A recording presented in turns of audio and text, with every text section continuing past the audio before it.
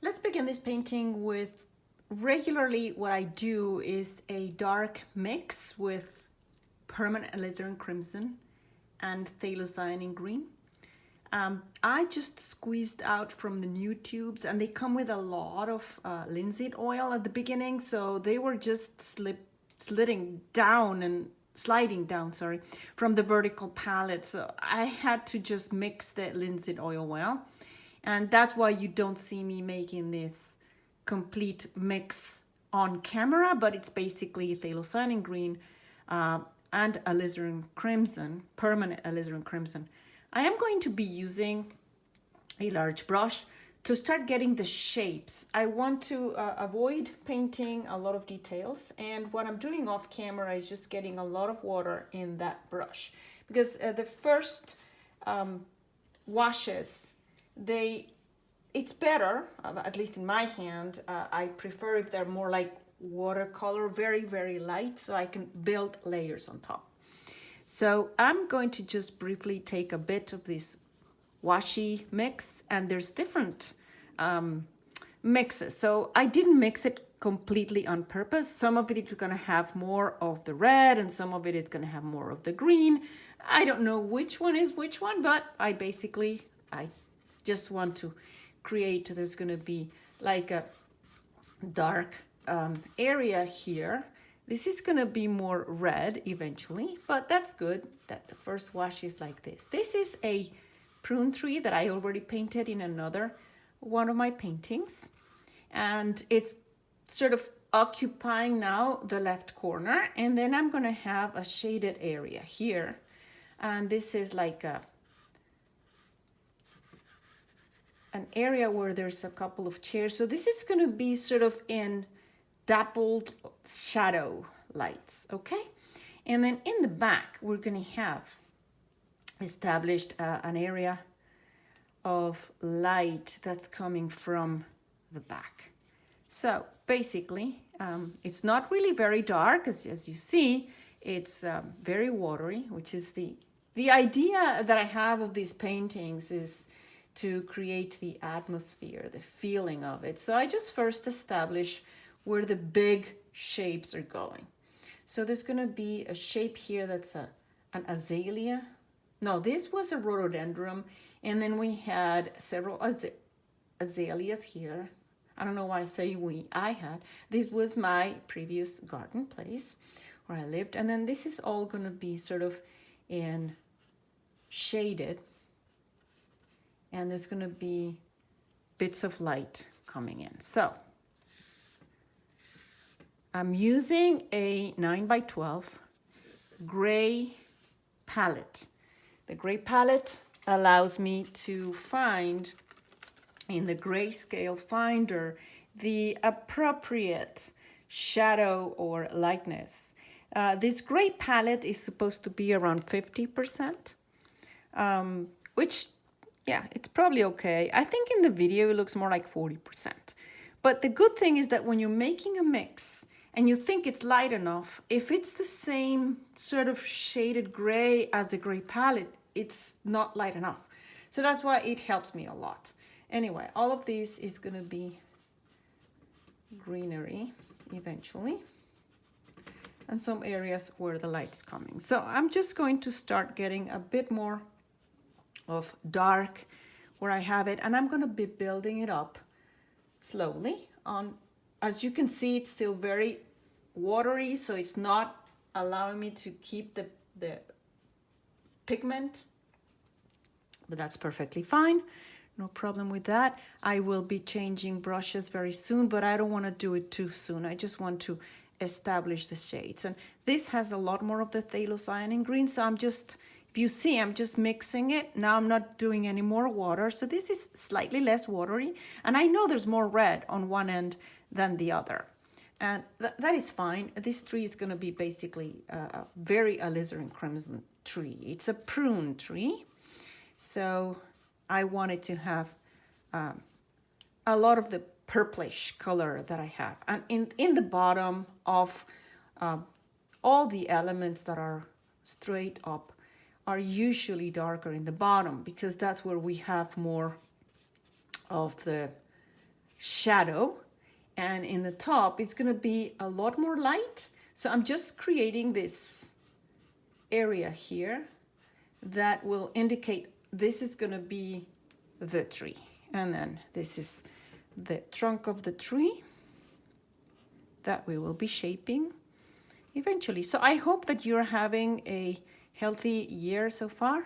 It's 2021, and that if you are enjoying, if you paint and you enjoy painting, that you have had plenty of opportunities to practice this either as your profession or as your hobby.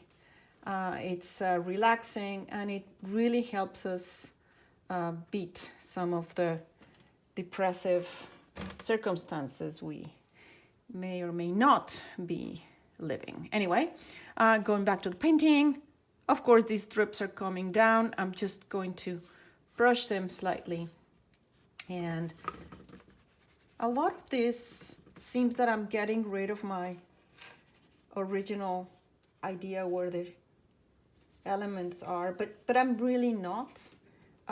I do know where they are, and as I mentioned, a lot of it is really shaded, and there's going to be some areas of light popping in later.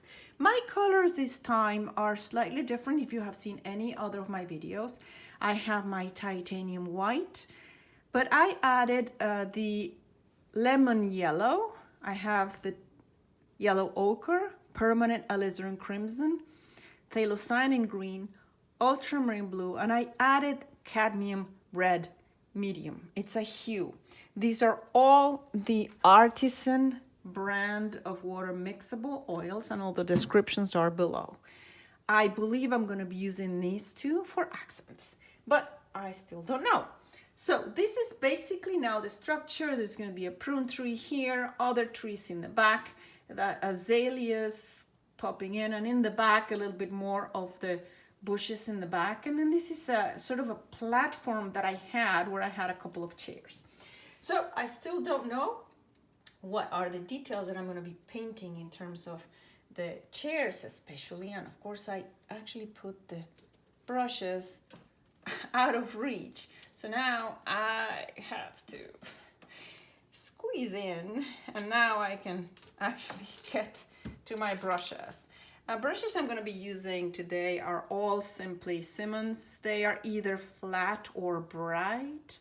I have nothing against filberts. I use them a lot, but for these water soluble colors, I really like this synthetic brand because they're water soluble. If you happen to have or use the more typical hog, either if it's mimic hog or hog brushes, when my experience is that because water actually opens up these kind of hog bristles, they're not very good when I paint with water soluble paints, unless I really want like really opened up. I like to be able to do like a chisel edge, and that's the reason why I use synthetics mostly for everything, except sometimes I do use this mimic hog. This is mimic hog filberts to open up, clean up some areas where I may have put a lot of paint and I need it to be clear up. But my lightest areas are going to be a little bit of light here, light here, light here, and I already have them light. So maybe one example I can give you of how I use this is I'm going to open up some areas of dappled light in this surface. So it's just water. It's the same effect you will get with regular oils. And when you're painting with regular oils and you use your mineral spirits or Gamsol or your solvent, you're taking away a little bit of that paint that you applied. I can get all the way to the white of the canvas, although these are going to be more like a yellowish type of dappled light. But this is, it was just to show the example how and when I use this mimic. So let's just get started, and I don't have a particular order. Some people start at the back and some people go further up. I like to just get started with what I like to see first established, which is my prune tree. Now I'm going to add a little bit of the blue, ultramarine blue and red.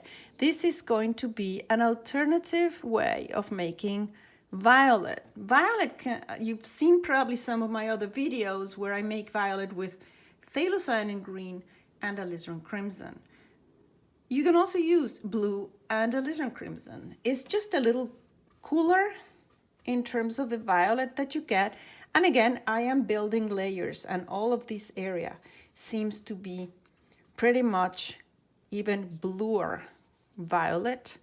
And again, I am using the color of the palette to establish how dark I want it. This is not the darkest dark that I could get, and it's getting mixed a little bit. So you can see how this is a little bit bluer. I think you can see it.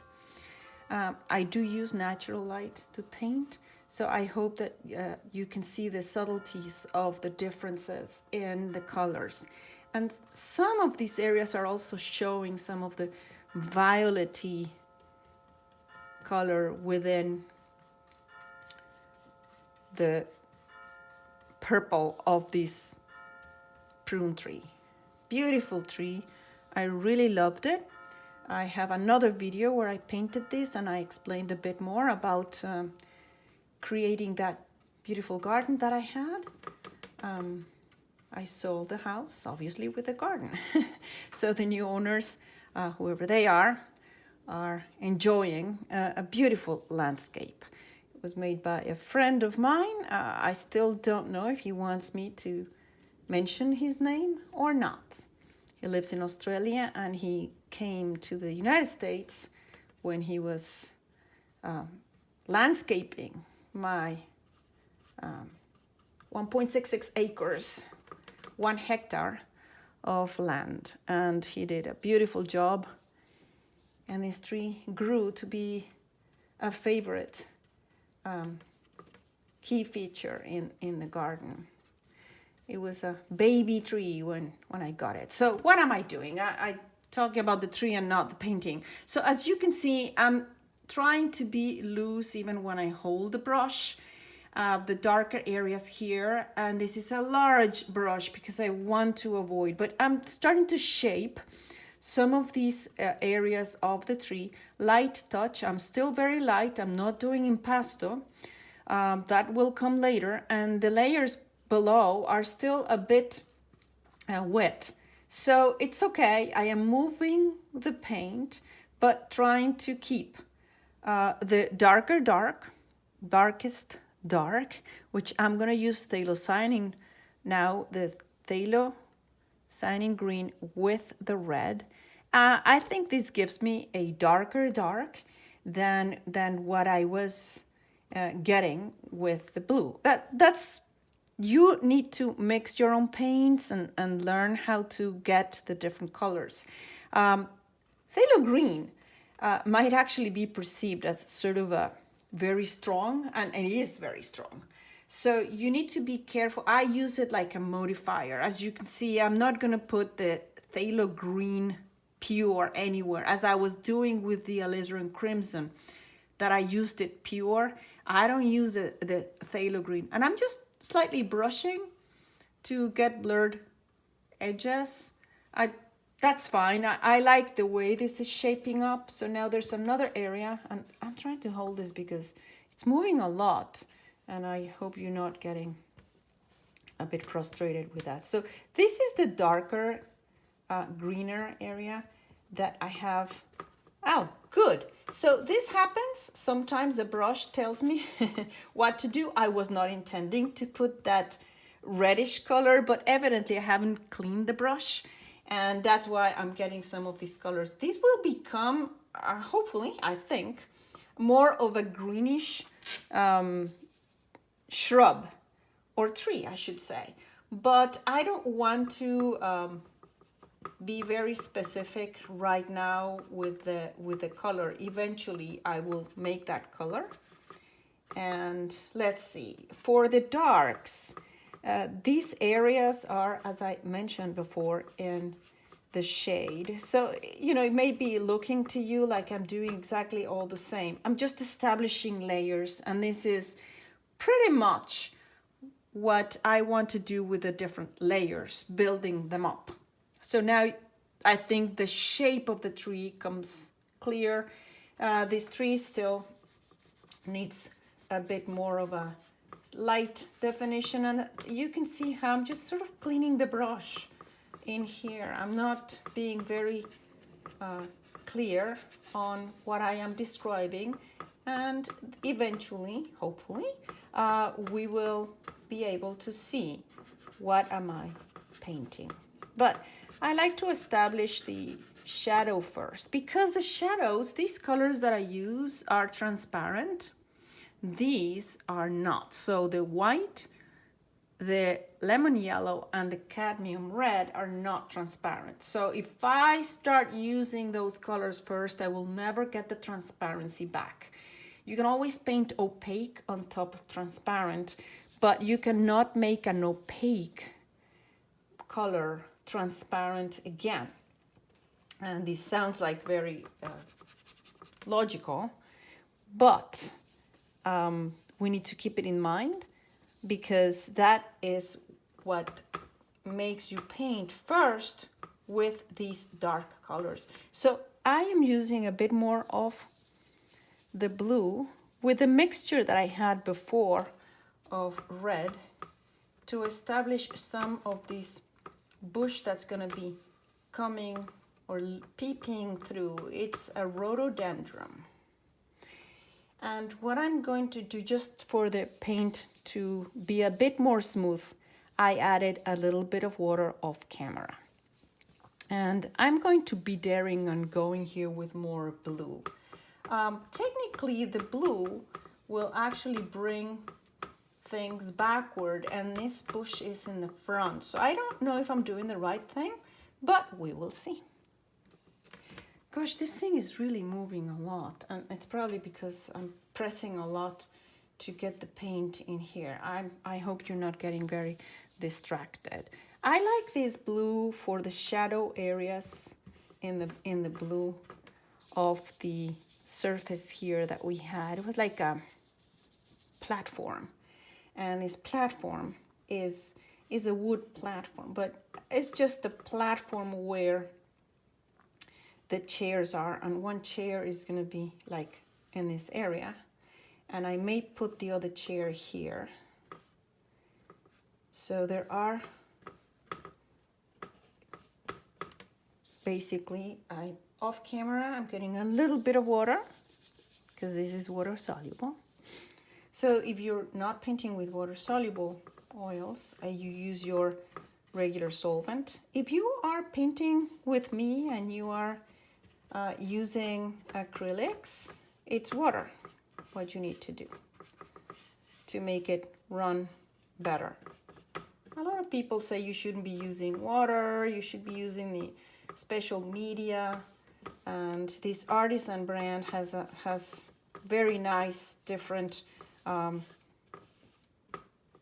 media that you can buy. But I like to make my life a little bit easier when I'm painting. I'm not a professional painter, and if I can have my paints come out in a nice way with less materials, I simplify myself. Okay, so now let's get started with some greens.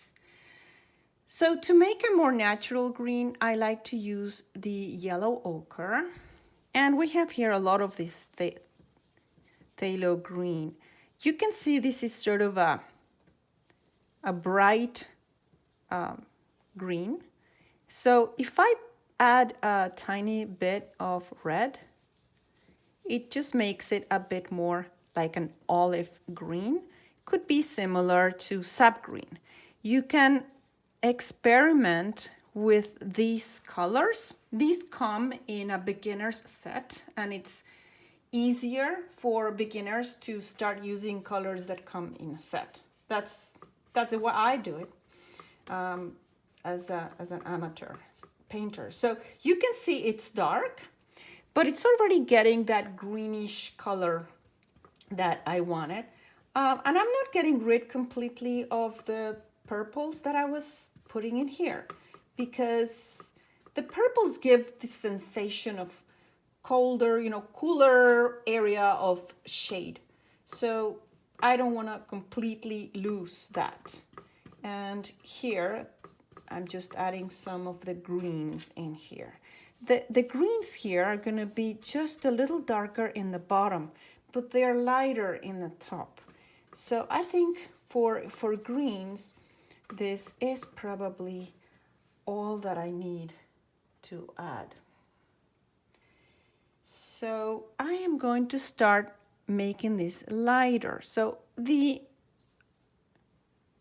yellow ochre is not as opaque as the white. And when you want to make something lighter, I recommend you to stay out of the white as much as you can, because then you make it also opaque and cool. And in this case, I want to make some of these lighter color greens need to show that they are in the area of sunlight. So if you want to create the sensation of more sunlight, it is better to avoid white if you can, or have also more yellow. Yellow brings the color of sunlight. So that's the reason why you see me, I don't introduce the white until I'm ready to introduce the white and use the opaques. Okay, so now we are getting a lighter green. And you saw me using green and purple, the blue. I will have a cleaner area for the sky. There's not that much sky in this painting. So in the back, we have some more of the lighter color green. And now I'm going to start shaping. By painting the green behind, I'm going to start shaping some of the tree in here. Let's see, hopefully I'll do it the right way. So I don't want to describe in too much detail. Sometimes I like to paint in a way that's sort of a blurred, like when I take my glasses off. I don't have very good vision anyway. So sometimes it's just to make the viewer create the image. And sometimes that makes people actually come closer and stay a little longer in your painting, rather than if you painted everything in detail and it looks more like a photograph. So the viewer is going to say, okay, I now know what you wanted to express with your painting. So that's fine. This particular tree is a tree that has 4 trunks. So I am painting what you would be seeing behind. I am painting the area of shrubbery that is coming behind that trunk. Okay. So this has worked for me in the past, so it should work now, and getting a little bit of the shape. Now, in here, I'm not painting any more of that green yet, because there's a red azalea in the back, and that's what I'm seeing. So what I'm going to do is put spots of red and then the red azalea there.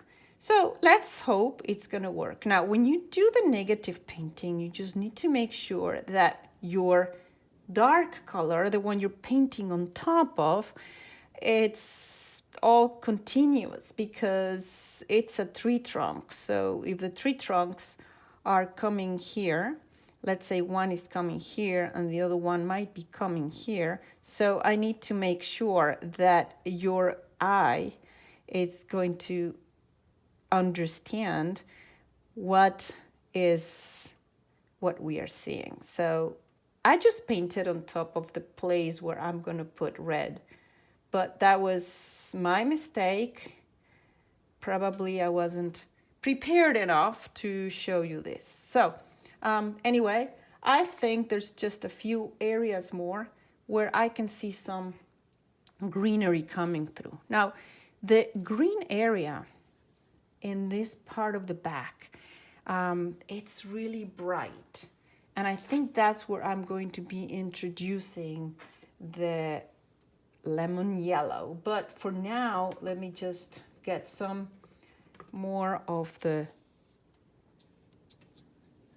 this yellow of some of these branches of the beautiful rhododendron, which is going to be a pinkish color. So to create a light version of red, or a bright version of red, you should make sure that you use yellow, because if you use white, you no longer have red, now you have pink. So unless you want pink, don't use white, and that's why I have this cadmium. So hopefully the cadmium is going to help me avoid getting that pink where I don't want pink, which is in the prune tree. So what I did now was to create a bit more of different kinds of green. And as you can see, it's just applying it. I have a very loose touch on my brush. I hope you can see, yeah, you can see it. And it's a little different from the rest. And that's nature. I mean, in nature, you're not going to have everything looking the same. Now, it's a style of painting. If you want to have more of the same kind of stylish, that's fine. It's a painting, and you're supposed to have fun. Okay, so yeah, this tree was getting a bit more of light, and then there's light on this tree in here, and this area here is less defined. Some of these areas I want them to be more blurred. I still don't know if the focal point is going to be the tree or the chairs, but definitely the rest of it should be a bit more blurred. If you have seen other paintings or the demos that I have, I explain that when you are looking at something, the rest of it should be blurred. Problem is that when we are painting and we're looking at an area and then we want to paint the next area, we put that in focus. But the reality is that if I want people to focus on the tree, the rest of it should be blurred. Unless you're trying to paint, I mean, it's a style. So if your style goes more, you prefer to have more specific areas everywhere, that's fine too. That's the beauty of painting. Okay, so now I need to get a little bit more of the light color of some of these bushes in the back that are being seen through. So there's a lot of trees. This was a very wooded area that had, so there's not that much sky. See if I can finish a sentence. There's not that much sky in this painting, but there's definitely a lot of different colors of greenery. So there's a greenery that's singed through there. And there's also some greenery that's showing up. And this is what I call, well, what we call negative painting. So I'm painting what you see through the actual prune tree. And I had left some areas where I knew that there were more openings in this prune tree. And this is something that you can actually be very, very precise if you have a photo reference, which I do have several photo references, but I'm not painting just one image of this tree. I'm using what I remember from the tree and the sky and the feeling of the sunlight. So I'm getting a bit more yellow. I like to go from dark to light. I don't want to get the light established very quickly. And I think many people do that because I think the light is what's going to really pop at the end, but the light pops better if you have more darks established first. So with a base of darker colors, then you can get the lights to really pop. Instead of having everything very light, then your lights never look light enough because everything is relative. Quoting Einstein. Okay, so now I think we have a sort of a good sense of this tree. And I'm just brushing so that these are not going to be very descriptive. I just want to sort of show that there's some areas of the tree that we call sky holes, but in this case we're not seeing the sky, we are seeing the trees that are behind. Okay, and now we get a bit more of these tree tops, and okay, yeah, just blur these. I like them to be more blurred on these areas, as I mentioned. And here, this is an area where there was like a lighter bluer, which is interesting because, as I mentioned, blue tends to send things back, but this particular shrub had more of a bluish tint to it. And it may also be because all the light was coming more from behind. Anyway, so now I think we've got a good sense of the shrubbery. A lot of this is going to be purple. So now that we have, this brush has had a lot of green, I want to start introducing more of a blue-gray. And so if I want to do the blue, I don't want it to have green. So what I'm going to be doing is leaving this brush and getting another one. Same, clean brush. Maybe I didn't clean it that much, but it's, yeah, now I'm loosening the brush a little bit. And what do I want to do now? Well, I want to get, there's very, very, very little sky. But there are a lot of areas that are going to have a light blue. And I'm going to play with the fact that blue is the coolest color in the wheel. Okay, so when you have the color wheel, the blue is the coolest one, and orange would be like the warmest. So if I use blue, probably not that saturated. So to desaturate blue, it's good to use orange. So I can use a little bit of red and a little bit of yellow. And this way, this blue is sort of less strong. It seems to be a light color, but remember that my palette is gray. So I want to use this color for the shadow areas of some of the white azaleas, and I may use the same color for the areas that are in the shadow of the chairs. So I hope you can see, I am really holding the brush very, very loose, very light. And as the azalea is coming down, this is a white azalea, as I mentioned. There's a bit more of mixing with the green behind.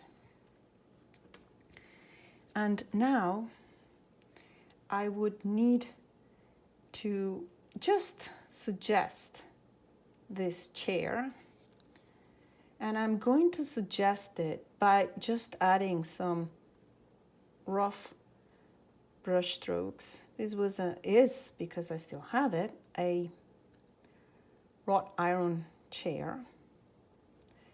And this particular photo, this chair is mostly in the shadow.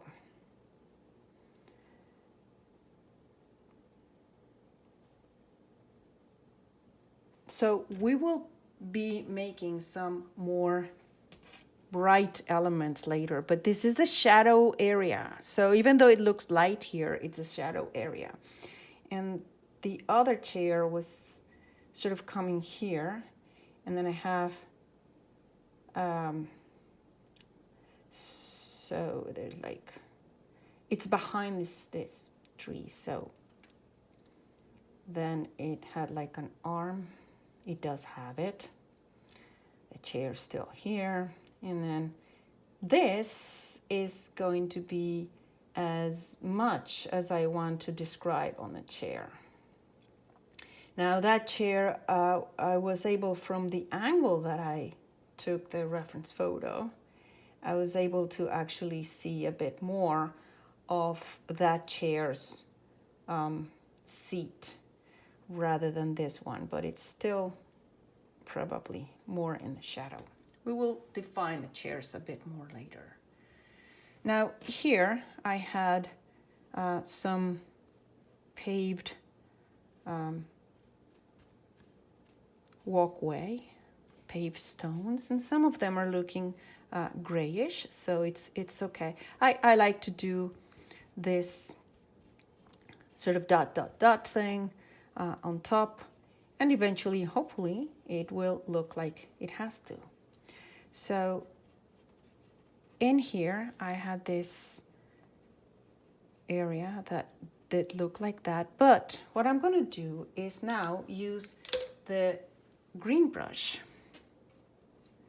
and just make some of these areas mix in here, because this paved stone area or walkway was in the grass. So there is some grass seeing through this. And you can see me that I'm doing like horizontal, because the horizontal strokes show better the surface that it's flat surface. And this sort of surface or was coming here. And then all of this is in shadow. So this is not the same surface as this one. And I'm just going to try to define that slightly. I don't need to do too much definition on here. I actually see more grayish colors here. So I will just establish a little bit of an area here that was shining. There's a few areas that have a little shinier, brighter greenish yellow. Okay. And in here in the back, it's all really very dark. All right, so now I am going to use this same blue, but with a bit more of the white. So remember, this blue had orange. Well, had alizarin crimson and yellow ochre. So it's not completely blue. And there were some areas where the sky was peeking through, but not too much. So I like to do sort of this kind of brush stroke where, in my mind, this is sort of a blurred image. There was some blurred image in there too. of sky, some areas where the sky was actually showing through this prune tree, but maybe not that much. Well, who's gonna tell, right?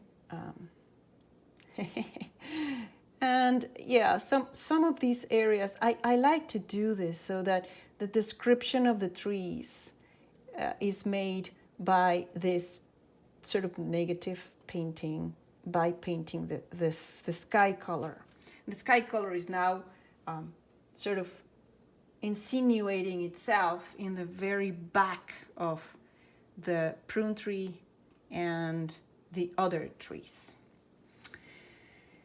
All right, so the other thing is I can use the same light color, I think in here.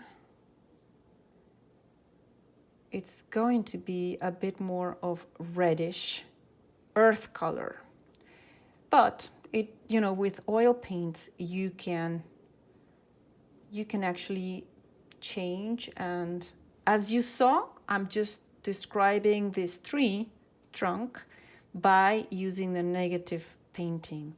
So I'm just going over these layers and making this a slightly more unified, less ... Now in here, I am going to use the ochre with that blue. And now remember, I've introduced the white in this brush. The other brush doesn't have white, but I've introduced white. So this makes the green that I'm trying to make a little bit cooler than the greens that I had here. And that's what I wanted to do here, is put slight areas of these kind of cooler green.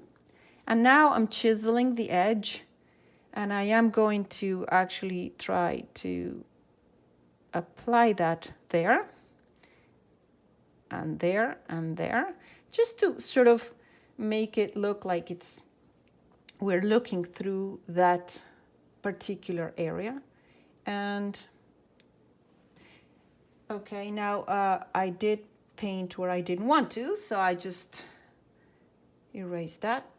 Sometimes I grab the brush a little closer because I want to have a better grasp at it. So this is all really a little bit in shadow, and there's going to be some areas of light.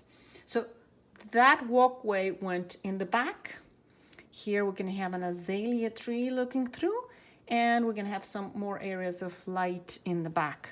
So because I have this, I'm just going to paint some of these areas that we can see through that are in the back, and it's sort of a greener area. It is mixing with the color of the prune tree, no problem. That's what I like about oil paints. You can always change. If it's mixing, make it work for your painting. I think it works fine. Not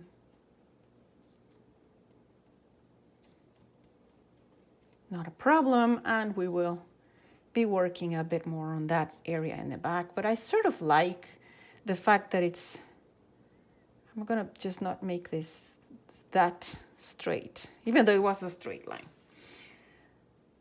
Okay, let's work on this shadow area. So the shadow area is probably the right tone, the right darkness. I don't want to make it too much darker. And this area is the other area that we need to work on. It's coming along. Don't get frustrated. Believe me, it's going to come really nice.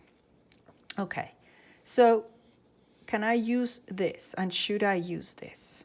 So even though this is looking exactly the same color as this palette, so it's for the shadow, it probably needs to be a little bit darker. And as you saw, it's the green, but I I can make it look more violet because it's the green that already had orange. So I can just grab a tiny, tiny bit of the red and a tiny bit more of the blue. This, remember, already has white and yellow. So the yellow, it sort of brings this more of a grayish tone, and it's probably too light. So I was being maybe too shy. Sometimes when mixing your colors, just my recommendation, go little by little, but this, for these videos, it's more time sometimes mixing colors, and so I try to be faster. That's the color I was looking for, or something like that. And then I don't want to be too precise when I lose that surface to the viewer. So yeah, this sort of color goes in the shadow, and I wanted to get sort of lost in here with these shadows. So maybe not very precise. I'm now mixing this with the previous shadows that I had, and as long as eventually there's an understanding this, the chairs are sitting somewhere. Is it good that we can see it's a surface that's a wood surface? Well, it depends what you want from your painting. I just want them to make sense, that it's a nice area, inviting area. I used to read a lot of books here. It was my sanctuary on weekends. I actually never did a plein air painting there. Don't know why. Would have been really easy, right? Being my own home. Now I'm just carving out the shape of that leg of the chair. And there are some spots where there's going to be light, dappled light coming through. And some of these spots are what you see through the azalea tree of this bottom. On the edge, I want to make it a little bit more blue. I don't know why I want to make it more blue, because blue technically would push things back. But somehow I think that it also makes you go see the things that are warmer. And I don't want people to stop their journey through my painting at the edges. I want the edges to push the viewer more to either, travel through my painting, but don't get stuck and stop in one end because I painted something at the edge that stops people from seeing the rest. So that's my explanation. So now I'm just going to make this a bit more nondescript, what is happening there. And so if people say, what is happening there, we don't understand it, I want people to say, well, whatever you see, that's what's there. Okay, under the chair, I definitely wanted a bit darker, and in this area also a bit darker. And the way to make it darker is either just blue. It's not really very dark, but by playing with the temperature of your color, even if it's the same value, the same darkness, the things that are cooler in the eye tend to get farther, and we tend to see them darker. So that's the theory. I don't know if it's true. So we will be testing it. And this was the area of that white azalea.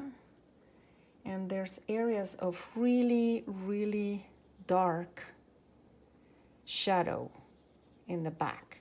Now, it doesn't get to be as dark as the original dark, because even though you see them really dark, they're not that dark. I mean, for painting to work fine. As you can see now, I'm adding dark where I had some other paints, and it's oil paint, so I'm able to mix them and to brush slightly, and it just brings a bit more harmony, I think.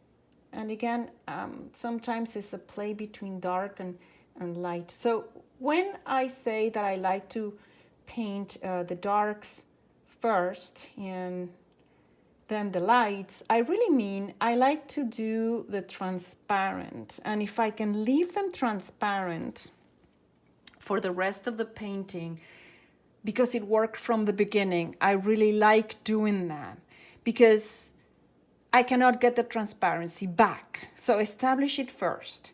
But then, as the painting evolves, if I need to add darker on top of what I painted, it's not going to be a transparent dark anymore. It is now going to be an opaque dark, but it works. It works fine. So that's fine. And again, under the chair, I think it's better to make it a bit more blue. All right. What else do I need to work on? I think that now I am going to use the green that had no, this particular brush had no white, if I remember correctly. Maybe I did mix a little bit of white, but I'm wiping it for the first time. And I am going to use now the lemon yellow. And this lemon yellow is going to be just slightly brushed in this area to bring that very bright light that I am seeing coming through. I normally don't do these demos with these very bright colors, but I thought for this particular painting it might be good to show you how I can use this. It's a very thick painting, and it's probably because this tube is kind of old, so I could use a little bit of the ARTISAN's water mixable linseed oil that I have. But on the other hand, I'm just making this sort of more of an impasto. So one thing I like about this particular view that I have, I am actually getting a little bit of linseed oil that I have here, because yeah, that yellow, it's a bit too thick. And again, when you have new paints, just squeeze them out. If you don't have a vertical palette, you have less of a problem. And if they are new, in my experience, they have a lot more of the linseed oil, and they're easier to brush in. So it is mixing as green, and I did not want it to be that green. So what am I gonna do? Just probably leave those brush strokes, and I just see a few other of those very bright areas in here. And you can see how the lemon yellow, in my mind, it's a bit cooler than the yellow ochre, although it's brighter. So I didn't put cadmium yellow, which I also have, but I decided that I wanted to do these brighter accents of yellow with the lemon yellow because they were like in the back. And that's why I wanted to push that lighter color to the back. The yellow against purple, it's a very interesting combination visually because they are opposites in the color wheel. And when you use opposites in the color wheel, it's one thing. Contrast is what attracts our eye. So contrast of light and dark, but also contrast in terms of the colors that we use also attracts our attention to that particular area of the painting. So I want to be using more of that yellow. I'm going to be using now a different brush because this yellow has been now very contaminated with the green, and I just want to try to see if I can just get that yellow as a more of a pure yellow accent. Normally I'd be mixing this with the knife, but in the vertical palette and for these demos, I find it that it's a little bit more difficult for me to use a knife.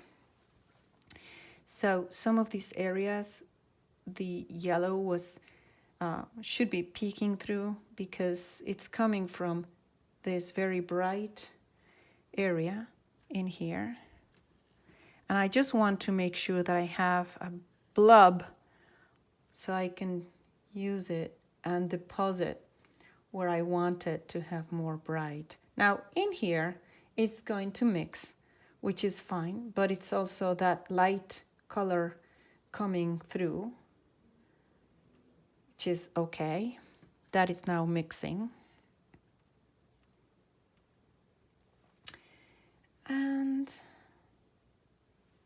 I think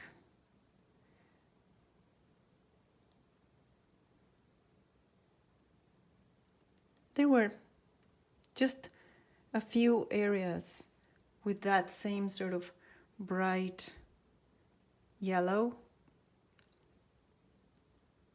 peeping through the leaves of this beautiful prune tree. All right, so now I'm wiping out that particular color, and I think I'm ready to get the rhododendrons here and the azaleas here. All right, so the rhododendrons are the ones that I had are sort of a pinkish, very nice pinkish color. So what I'm gonna do is use this area. That's fine, I don't need to clean it. If you see, I sort of organize my palette, but when I do these paintings of gardens, it tends to get very green after a while. So that's the nature of the painting. When I paint more marinas, it's a lot of blue. So you can see it's now not red, it's now pink. And this is a nice pinkish color, but I think it had a little bit of a touch of, let's try a little bit of this pure color yellow. So this made, I don't know if you can see, but this makes it a little bit more warm, and this is a little bit cooler. And I think they both need more white. So let's start with the warmer version.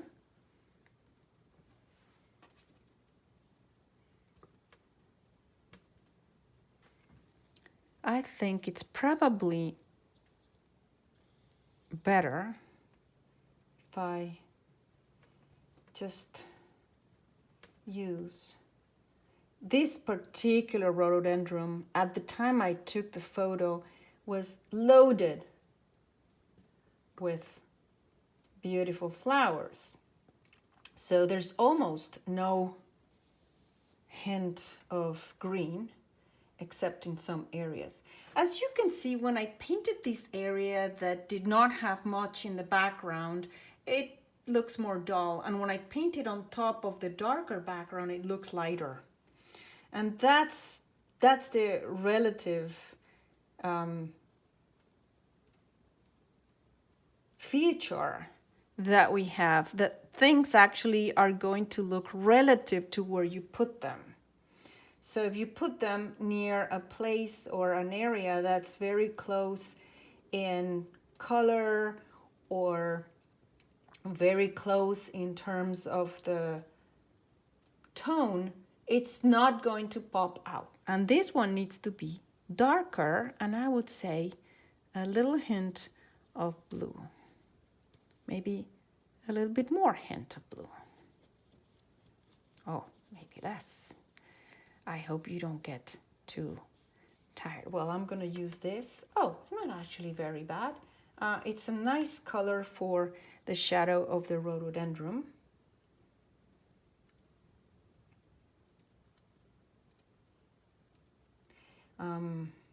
And of course, the colors of flowers are the most saturated colors that we have in nature. As my sister and my friend, the landscaper, said, they watched one of my paintings, and I said, there's no pure saturated colors in real life, and they both said, well, no, that's not true, flowers. So yeah, flowers can be very saturated, but they are in shadow, and their colors are influenced by the colors of what's surrounding them. So in painting, I think it just works better when we have a mixture and we can actually sort of harmonize the colors around the painting. And do I want to do anything else with this end? Maybe just blur it a little bit so we don't know exactly what we are seeing. I hope it just looks like we have there some sort of a bush that has flowers. And you and I know, because I told you, it's a rhododendron. But let's just blur these edges and just create a shape in there. All right, and yeah, these were part of that rhododendron leaves, but they were more like in shadow. So I think this was probably a bit too much of contrast in terms in the top, too much contrast, whereas in the bottom it was really darker. So let's just straight blue here to just make it a bit darker in the bottom of this rhododendron, so that I can have an idea of a shape. And I'm not cleaning the brush at all. I mean, you probably are already noticing that. So I just want to use a little bit more of that same, it's a mix of all of these colors for these shapes. I will probably create a little bit more of an accent later. So that is the pinkish bush we have. This is the white bush. So for the white bush, and then we have a red one in the back. So for the white bush, I don't want to have a white. So I'm going to use this same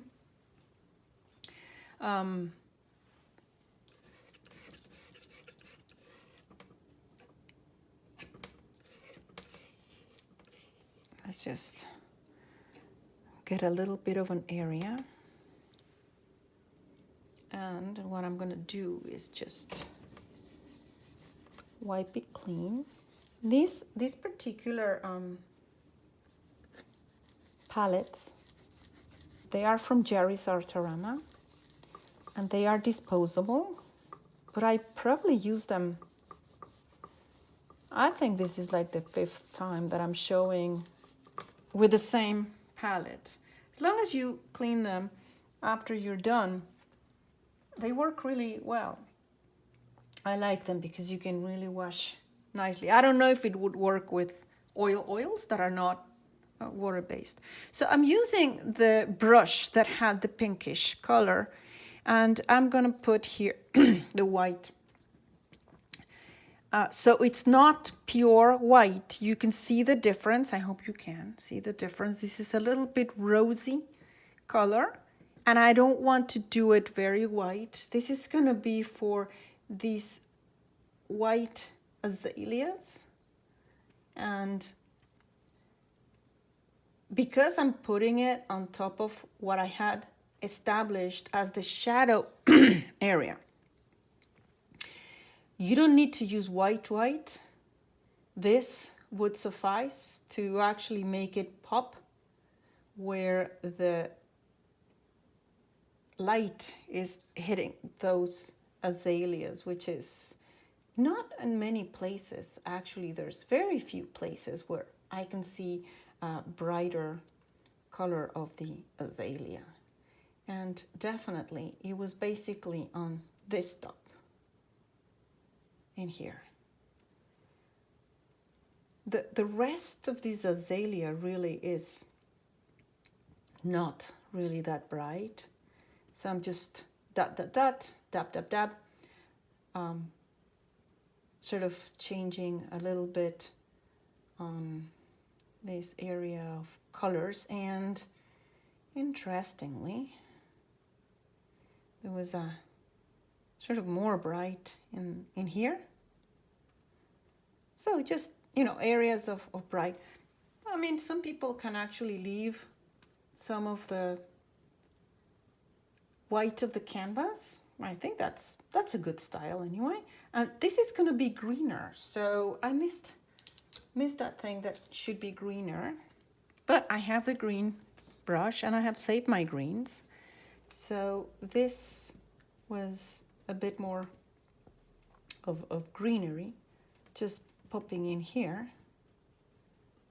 This is what I do like about the paintings, is you're building on top. People who believe that I just paint everything from the beginning and it's you paint one shape and you're done. Well, I don't I don't do that. I'm building the painting little by little as it comes along. So yeah, that's basically, there's a dark area that I need to make sure that this azalea comes and pops up.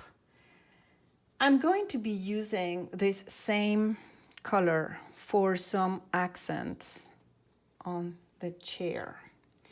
And it's basically in here. There's one here, one little dot here, another one here. So there's little areas where the light is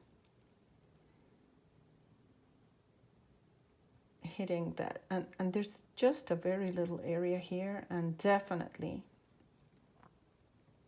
on this area and then the foot. The rest of it, really, it's pretty much as dark as I had sort of already established that. And this is sort of a lace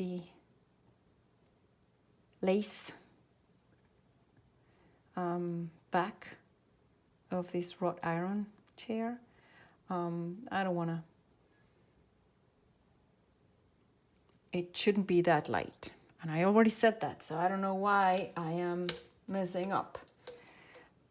So what I'm going to do is just clean the brush as best as I can, and just by just dot on top, I might be able to just dilute that bright white I had put first, and just establish this. Chairs have sort of a armrest, and then they have these interesting legs. They are like, they jut out and then they go like in a nice curve.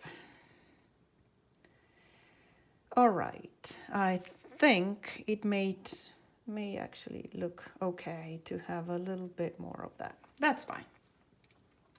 They are blurred chairs, so I think it's okay. All right. I want to do the azalea, which is going to have red. Do I have a red? No, I don't have a red, so I'm going to use this one. But before I do that, there are some areas in the back here that also have some dappled light coming through. And you saw what I did is just wavy. So I want to blur that a little bit. And definitely the light is coming from behind. And I had already painted that light, but because I'm building the light, that's why it's okay to be doing layers and you not putting your lightest light from the beginning. So I knew that was going to be the lightest area. And I sort of like, oops, I'm so sorry, I just hit the camera. Okay, so that goes like that. And it's just making sure that it's light. And I am going to use this same brush to make this darker area in the bottom a bit lighter. And because it has white, I'm hoping it is sending these bushes back. So yeah, the bottom it's lighter, but I'm sending them back. Okay. That's a nice pink. Wasn't expecting to have a pink in there, but that's fine.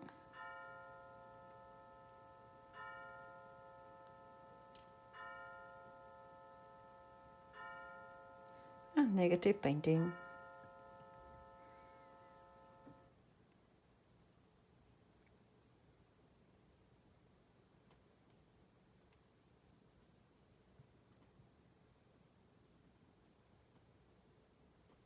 Of these three.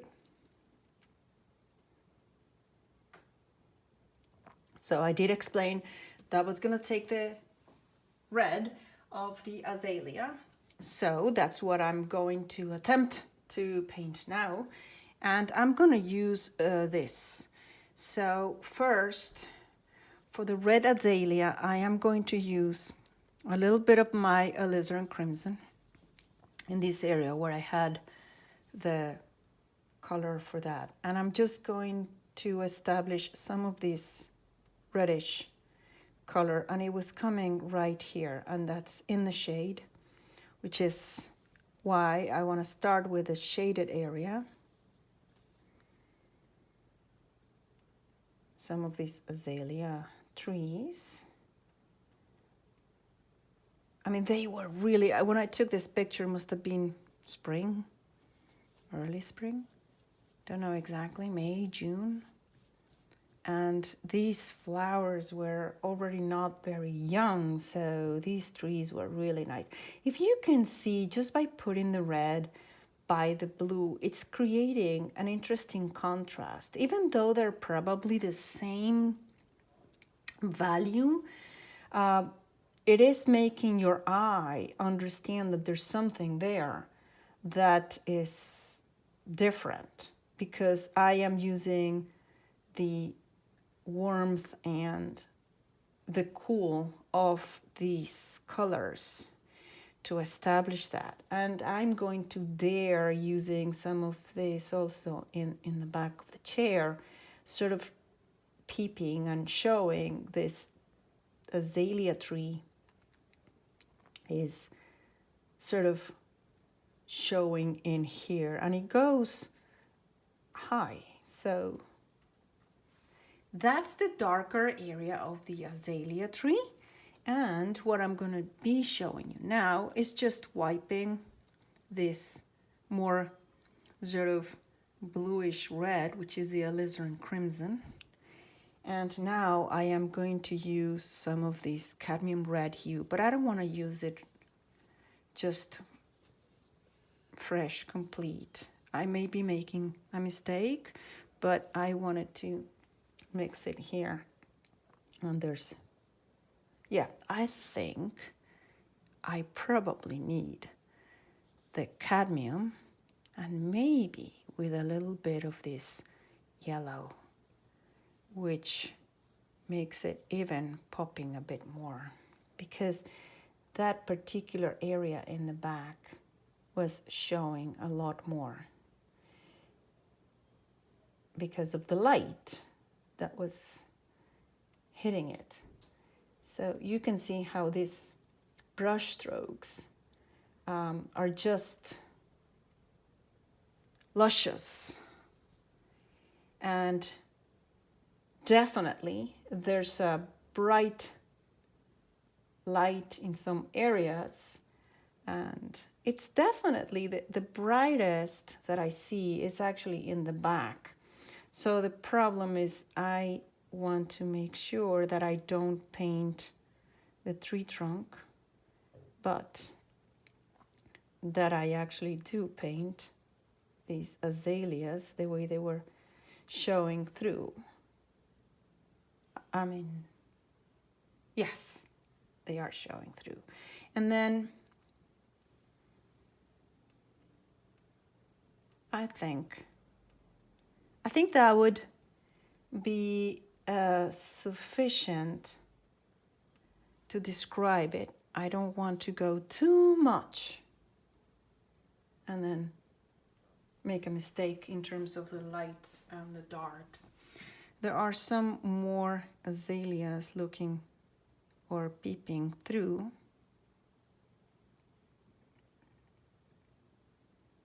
And I'm sort of shaping the tree trunk with those azaleas that are showing through. Okay. Now there are some of these that come on top of the chair, and interestingly some go behind the white azalea tree. All right, I think that is okay for the azaleas, and maybe I did too much of the bright in here. So I think it was okay before, no problem, because I still have this sort of purple area in my palette, and I can that way sort of show this area is in the shadow.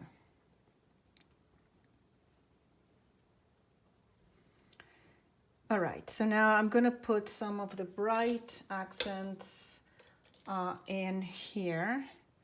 And to do that, I'm gonna use a little bit of the yellow ochre with this color and maybe this color. So I don't want to start too bright. I don't know why I'm asking. Yes, I think it did need to be a bit brighter.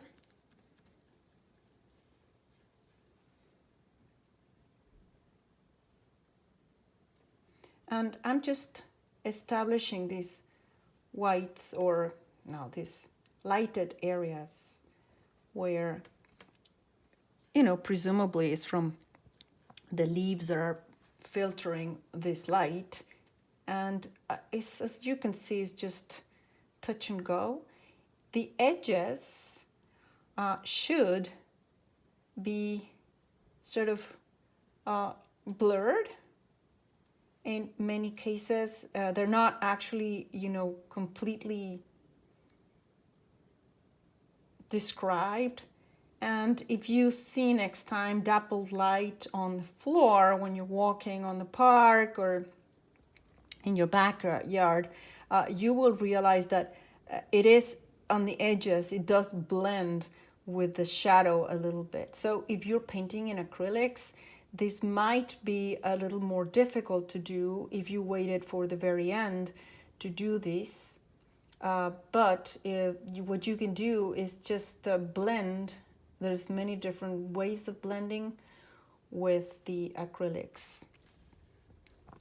There's a tutor called Angela Bandurkea in YouTube, and she explains very well and gives you a couple of hints on how to do that. So there's a little bit of area here also with some lights popping through.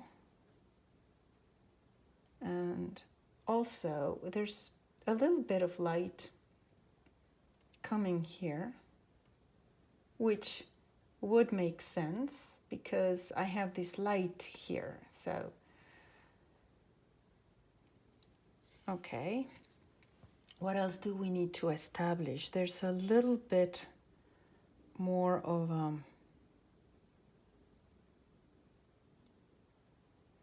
sort of just hints of little bits and pieces where I see some lights.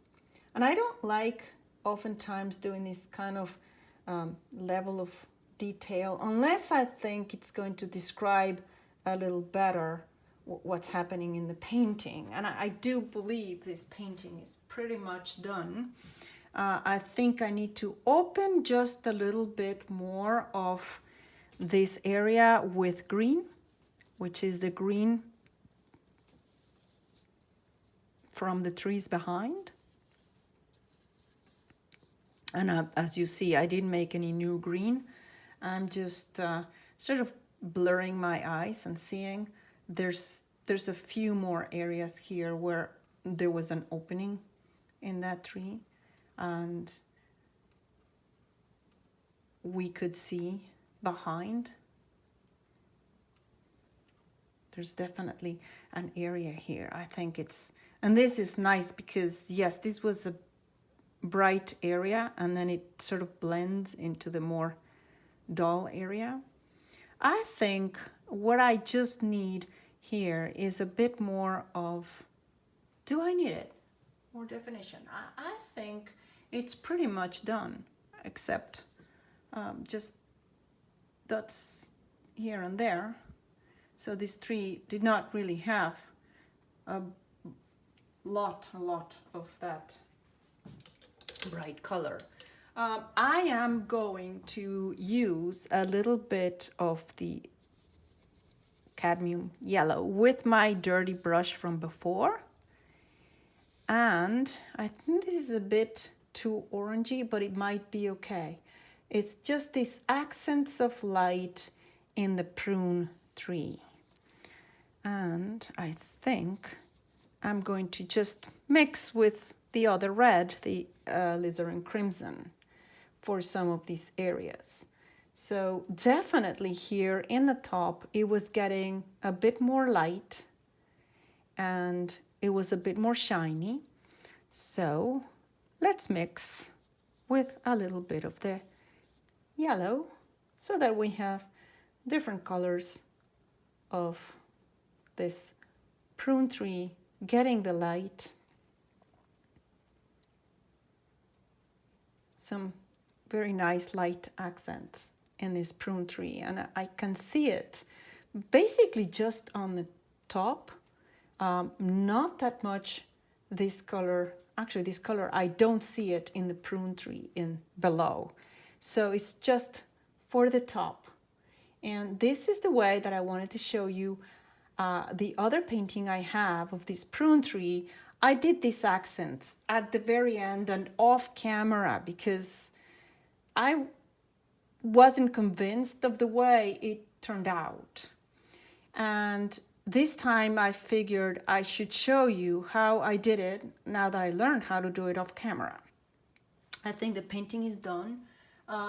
Maybe I can make this a bit darker because I think it's way too light.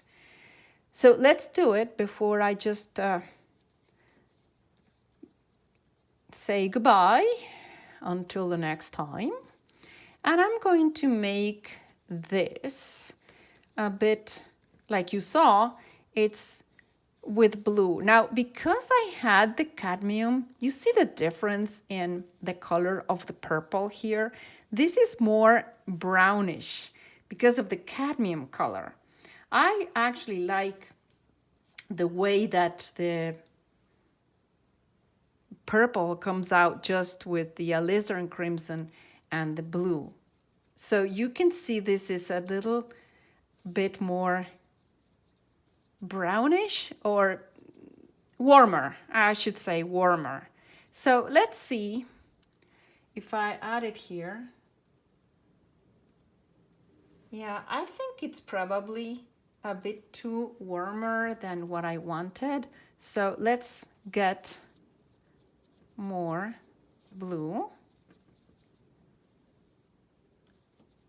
Wow, this is a lot of blue, very creamy. One thing I like about these paints from Winsor Newton is that they are so creamy, so nice. Okay, now I'm making a mess. You've seen me doing this in other videos. So I am just scraping a bit of this color, and I actually don't throw away this color. I keep it. And because these colors actually keep very well also in the fridge or in the freezer, I saved them. So I use those for other paintings. But for this one, let's just get a bit more of this nice alizarin crimson color in here with a mix of that blue. And I hope you're not getting as much glare as I am getting. Are you getting the glare? No, you're not getting the glare. Well, that's good. Because today is it's sort of a cloudy day. We had snow. It's April. And we had a surprising cold day 2 days ago with snow in the middle of April. Well, I guess that's the northeast of the United States. Yeah, I think I needed to make this a bit darker. And I'm actually now doing a lot of impasto. You probably noticed the difference between the first layers that were very transparent and the impasto that I'm using to bring this bush a little closer to us. And as you can see, I am not mixing the colors well, which is on purpose. And I'm just going to establish some of the shapes under this sort of bushy rhododendron. You saw what I did. I just cleaned the brush, and then I used the I used the rest of my brush strokes to sort of use a little bit of that color in the rest. So now I think this particular bush in my mind looks better, and I'm just gonna sort of make sure that this surface looks in the shadow.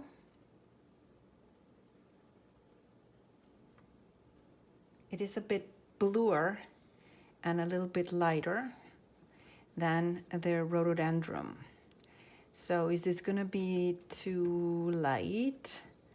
I don't know, but I think I need to just make sure, because it's mixing alla prima, even though I made it lighter, it is mixing. So I just wanted to make sure that the bush looks like it's on top or in front of this shaded area that's behind. And I think now we can probably attempt at getting a brighter color of that rhododendron.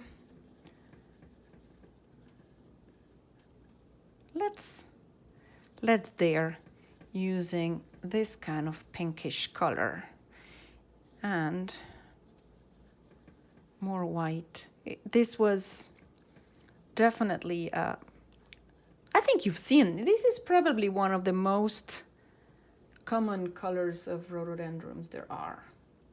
And so I am now going to loosely apply this as an accent color. So a bit more of the white, maybe with this, why not? And I'm applying it where I see most of the light is hitting that bush, and some of it is going to help me establish the shape of that particular rhododendron. I don't know if it's a bush. It's a plant. Okay. And now I think the painting is complete. I think it does make more sense. We have a little bit of a dapple light. I always say the same thing. When I say it's complete, then I see something I don't like. And that's the fact that this dappled light, there was too much light here. And it doesn't make sense because this was very dark. So I think this dappled light, I can just make it a little more discreet.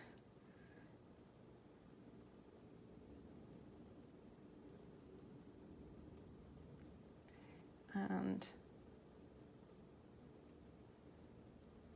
there was like an interesting sort of a area that was coming like that. But I think it works. I hope you liked it. I hope that you enjoy my videos with different themes, and that you subscribe to my channel and watch other movies that I have, other videos that I have. Thank you very much. Stay healthy and stay safe.